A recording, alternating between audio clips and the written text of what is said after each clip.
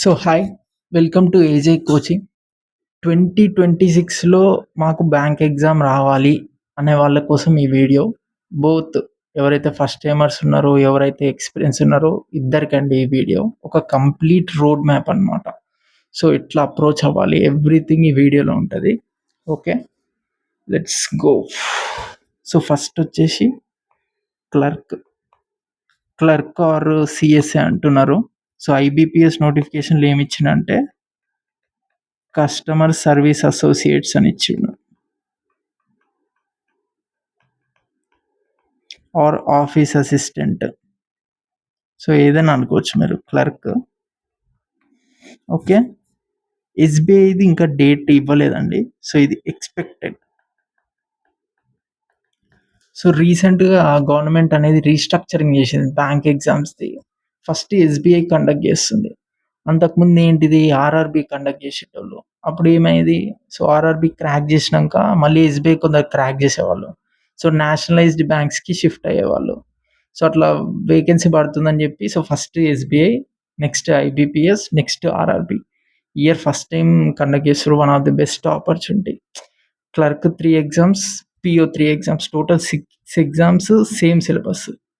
And in a span of 9 to 10 monthsలో మీరు 6 exams రాయొచ్చు. So one of the best opportunity. So expected.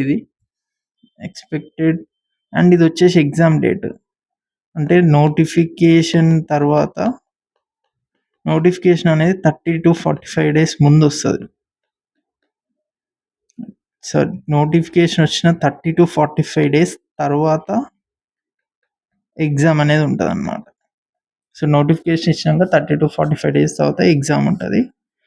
Okay, so first ఆగస్ట్లో మనకి SBI clerk ఉంటుంది.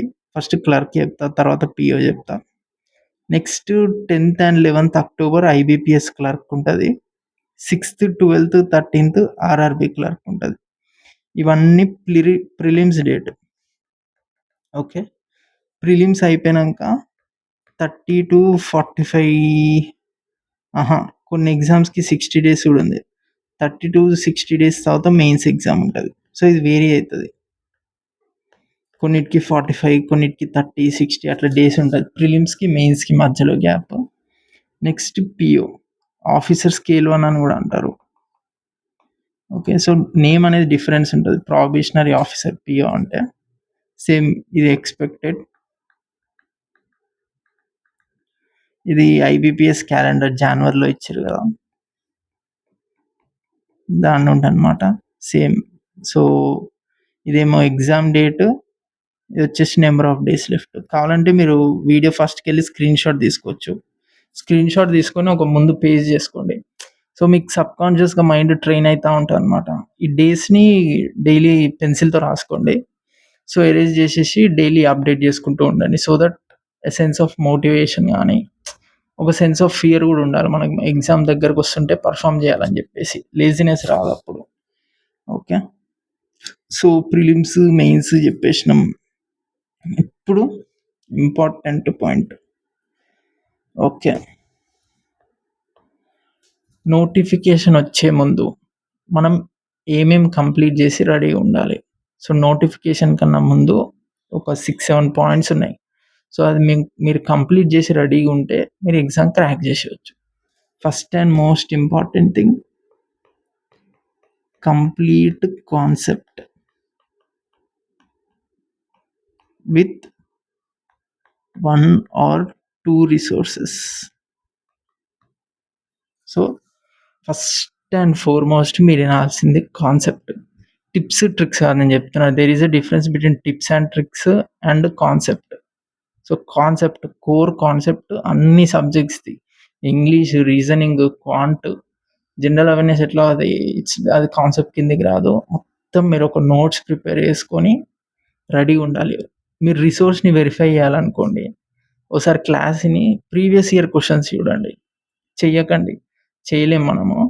Just మీరు ఇన్న నాలెడ్జ్ అనేది దాంట్లో వర్క్ అవుతుందా లేదా, ఇది ఒక వెరిఫికేషన్ ప్రాసెస్ అనమాట. ప్రీవియస్ ఇయర్ క్వశ్చన్స్ చూస్తే మీరు చదివిన కాన్సెప్ట్ కరెక్టా కాదా అని మీరు వెరిఫై చేసుకోవచ్చు. Okay, complete concept,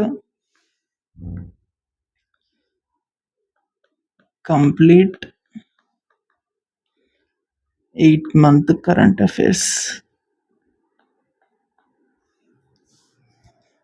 so 8 months అంటే నోటిఫికేషన్ కన్నా ముందు 8 మంత్స్ కరెంట్ అఫైర్స్ అనేది మీరు చదువుకొని ఉండాలి.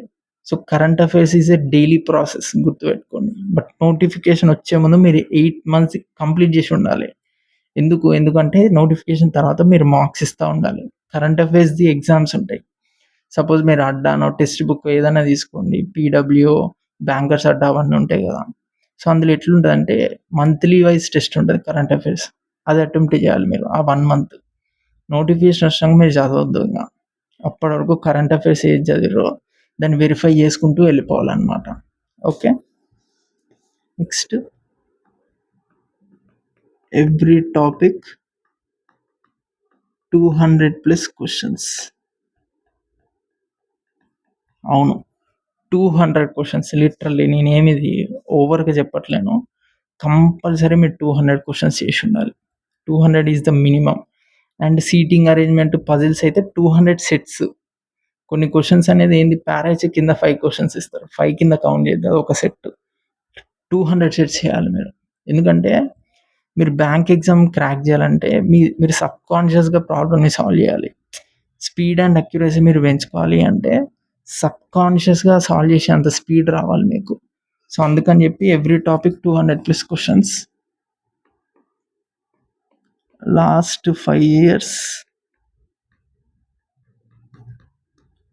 So last 5 years previous questions మొత్తం మీరు అయిపోగొట్టేసి క్లారిటీగా ఉండాలి మీ మైండ్‌లో. అంటే ఆ కాన్సెప్ట్, ఆ ప్రీవియస్ ఇయర్ క్వెషన్ కాన్సెప్ట్ ఏదొచ్చినా చేసేస్తాము అన్న లెవెల్ ఆఫ్ ప్రాక్టీస్‌లోకి వెళ్ళిపోవాలి మీరు. అంత ఇంటెన్స్ ప్రాక్టీస్ చేయాలన్నమాట. గుర్తుపెట్టుకోండి. ఇయన్నీ చేయాలి. Next complete topic wise test. So మీరు ఏ టెస్ట్ సిరీస్ తీసుకున్నా టాపిక్ వైస్ టెస్ట్ ఉంటది కదా! సో అవన్నీ అయిపోగొట్టేసి ఉండాలి. నోటిఫికేషన్ వచ్చినాక మనం ఓన్లీ ఫుల్ లెంగ్త్ మార్క్స్ ఇచ్చేటట్టు ఉండాలన్నమాట. టాపిక్ వైస్ టెస్ట్ అప్పుడు ఇయ్యొద్దు.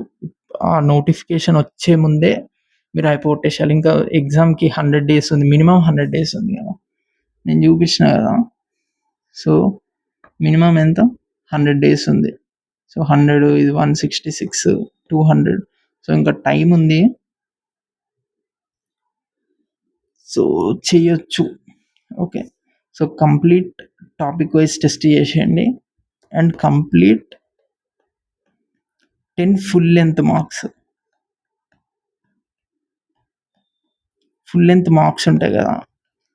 సో ఆ నోటిఫికేషన్ వచ్చే ముందు 10 ఫుల్ లెంగ్త్ మార్క్స్ మీరు కంప్లీట్ చేసి ఉండాలన్నమాట. గుర్తుపెట్టుకోండి. Full length marks 10 topic wise test అన్నీ కంప్లీట్ చేయాలి.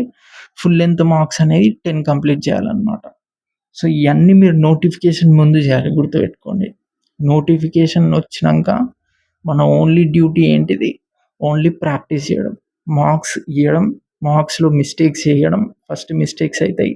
ఆ మిస్టేక్స్‌ని రెక్టిఫై చేసుకోవడం. డైలీ అదే వర్క్ ఉండాలి. And revision. After notification what do we do? After notification only revision, mock analysis. Mock test ఇచ్చి వదిలేయకండి. అదే టాపర్స్‌ని, యావరేజ్ స్టూడెంట్స్‌ని డిఫరెన్షియేట్ చేస్తది. ఆళ్ళకి సేమ్ మార్క్స్ వస్తాయి. మీకు సేమ్ మార్క్స్ వస్తాయి. ద ఓన్లీ డిఫరెన్స్ ఈస్ వాళ్ళు అనలైజ్ చేసి ఆ మిస్టేక్ మళ్ళీ చేయరు. గుర్తుపెట్టుకోండి. Mock test analysis is important. Mock test ఇయ్యడం కాదనమాట. ఓకే. సో ఇది మీరు కంపల్సరీ కంప్లీట్ చేయాలి. గుర్తుపెట్టుకోండి. స్క్రీన్‌షాట్ తీసుకోండి అంతుంటాయి. ఇవన్నీ మీరు కంపల్సరీ కంప్లీట్ చేసేసి ఉండాలి బిఫోర్ నోటిఫికేషన్. ఓకే. సో దీని గురించి నెక్స్ట్ స్ట్రాటజీ వీడియో చేస్తాం. If you love this you can subscribe our channel. Okay. Thank you.